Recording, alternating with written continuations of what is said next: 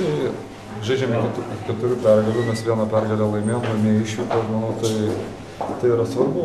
Tai pirmos rungtynės ir išvykoje pasiekta pergalė, tai manau, Priedo tas žaidimas pakankamai neblogas buvo ir tas nuteikė mus optimistiškai ir pirmo žingsnį ženklų. Šiandien taip atrodo, kad Rytas sutriko tada, kai jūs žymų 5 pradėjo žaisti pats 4 numerių žaidėjai. Ar tikėtas, kad Rytas gali prieš tokį žaidimą sutrikti?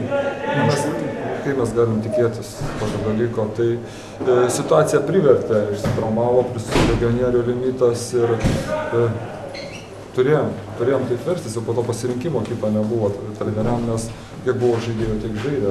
Aš pagal ilgai jau sekantis ir aš kartais pažaidžiu kitą poziciją. Jie irgi žaidė ir Zavackas irgi toks 4 numeris, tai keliais centimetrais už mane aukštesnis, bet jis visą laiką žaidžia 4. Tai nei mums čia kažkokia labai jau naujiena buvo, nei jie matyti.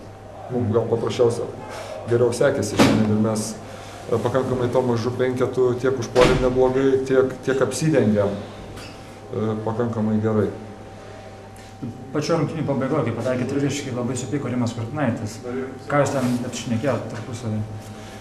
Ką aš prieš mesdamas tritaškį buvo dar likusios porą sekundžių jam ir aš Miloševičiui pasakiau, kad laikas dar nesibaigė, sakau, tu denkis, nes aš mesiu.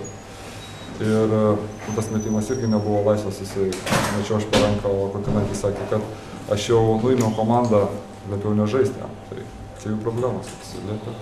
Paprasme, varžybos nesibaigė, liko iki atakos mums 2 sekundės ir jiem dar atakai 3 sekundės ar ten 2 sekundės. Tai nieko čia nematau labai paprastas epizodas, tai čia nereikšmingas aš toks manau.